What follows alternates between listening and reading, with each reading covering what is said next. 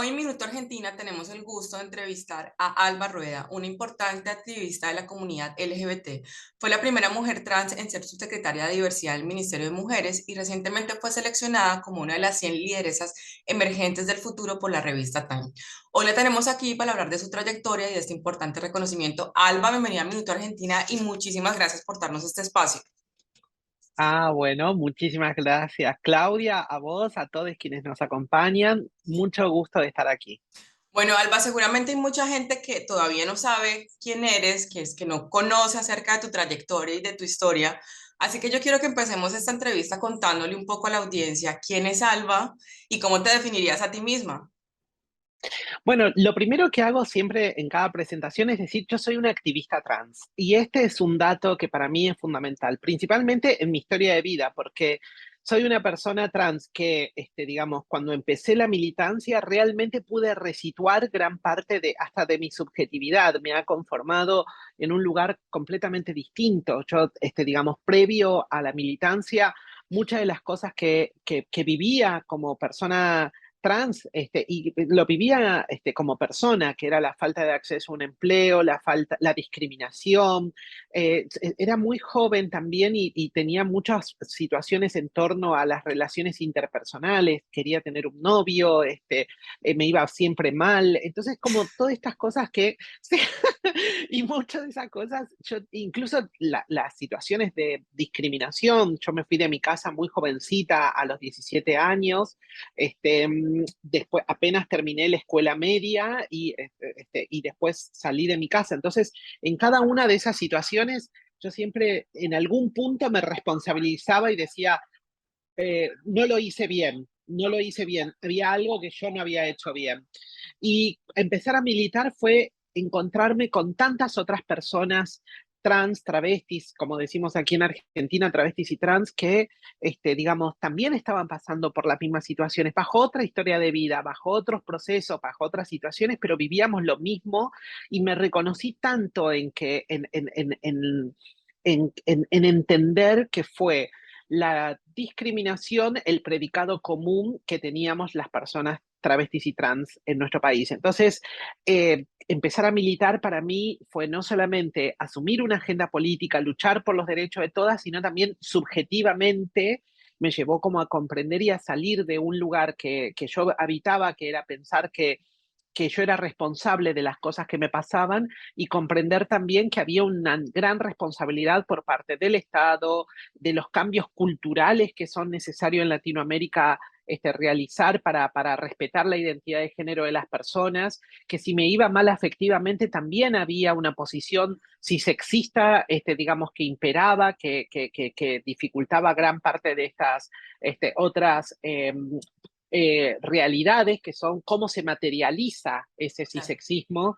La falta de acceso al empleo no era que yo buscaba mal empleo, era que las personas trans en general no teníamos empleo, nadie, que el destino para nosotras era la prostitución, Mm. este, y muchas de las situaciones que vivimos este, dejaron de tener un sentido individual y pasaron a entenderlas en la magnitud que tenían, cosa que es gravísima. Entonces, lo primero para referirme a mi vida personal es realmente la militancia cambió mi perspectiva en el mundo y no solamente por lo que se desarrolló muchos años después, que fue asumir una responsabilidad de Estado y todo esto, sino porque también en esos primeros años de militancia también me reconocí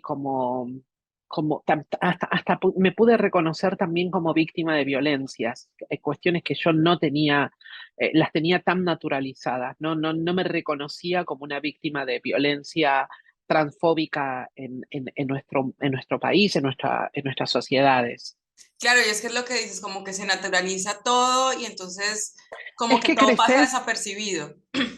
creces y, por ejemplo, yo en mi familia una cosa que era un mensaje muy fuerte, ¿no? Esto te pasa porque vos sos así. claro. No era que le pasaba al resto porque discriminaba, porque me violentaba, porque no podía aceptar la diversidad, sino me pasaba porque yo era así, porque yo me comportaba de una determinada manera, o era muy afeminada, digamos, caminando con la manito, con esto, o, digamos, era provocadora de alguna manera. Entonces, todas esas situaciones era llevada a la vida de personal y como responsabilidad. Nadie me habló de la enorme situación de discriminación social y de hecho yo tengo ahora 46 años y cuando tenía 9 años y mi madre estaba muy preocupada por cómo mis desviaciones, comillas, fui a un médico, al médico pediatra de la familia, al que atendió a mis hermanos y al que me atendió a mí, y su recomendación fue brutal, fue realmente brutal. Hay cosas que son profundamente dolorosas que pasamos las personas travestis y trans. En aquel momento, en los años 80, el imperio de la falta de políticas públicas y la exclusión respecto a la pandemia del VIH, otra pandemia, la pandemia del VIH, nos ponía a nosotras, las personas travestis, trans, gays, como responsables de ese mal en el mundo.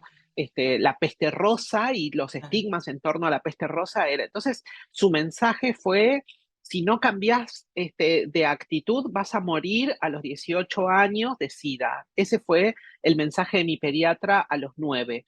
Y, y probablemente, digamos, para ellos eso significaba un sentido de colaboración o de Claro. ayuda o de persuasión.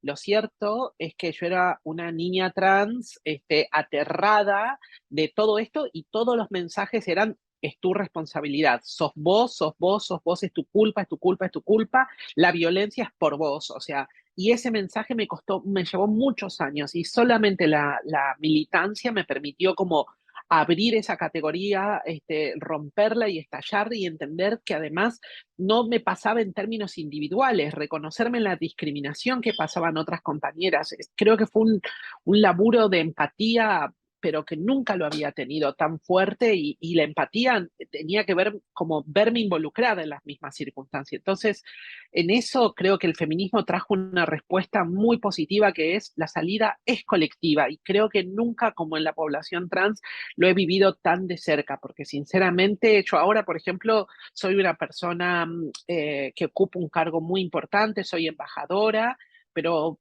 cuando voy a comprar verduras o cuando salgo a la calle, eh, posiblemente reciba los mismos insultos que cualquier otra persona trans por ser una persona trans. Entonces, creo que eso implica la salida colectiva. Si no trabajamos para cambiar un patrón cultural y social tan imperante en nuestras culturas, en nuestras sociedades, va a ser imposible modificar la discriminación que nos atraviesa a todas, a todos y a todes. Y creo que además no es solamente una pertinencia de la población, no es una situación que pasemos solamente las personas trans. Creo que es justamente la materialidad de otras discriminaciones que tienen raíz en el cisexismo, pero también que tienen raíz, digamos, en el costo que se asume en cada sociedad cuando alguien se corre de la heteronorma.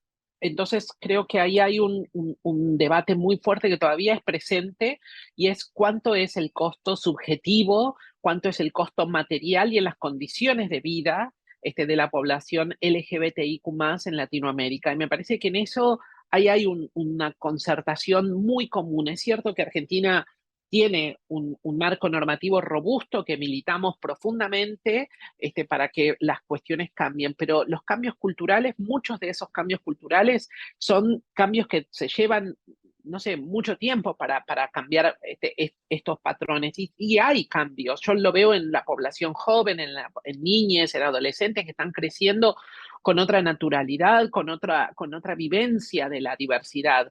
Pero lo cierto es que digamos, a nivel latinoamericano, falta mucho de esos cambios y no se mide solo con el marco normativo, se mide también en las condiciones de vida, cuánto acceso al empleo tiene la población trans en Latinoamérica, cuántas condiciones de vida se modifican en el acceso a la salud, cuántas del ámbito judicial también se involucra y eso es para mí, digamos, tomar en cuenta indicadores comunes en torno a diversidad. No basta solo subrayar el marco normativo y decir, ok, ley de matrimonio igualitario, ley de identidad de género, ley de cupo. Es cierto, son importantes, pero no es el único indicador. Después es qué impacto tiene esto en las condiciones de vida reales y eso solo políticas públicas, solo un marco normativo y una sociedad que reflexione sobre la violencia que aparece digamos, en la violencia machista patriarcal,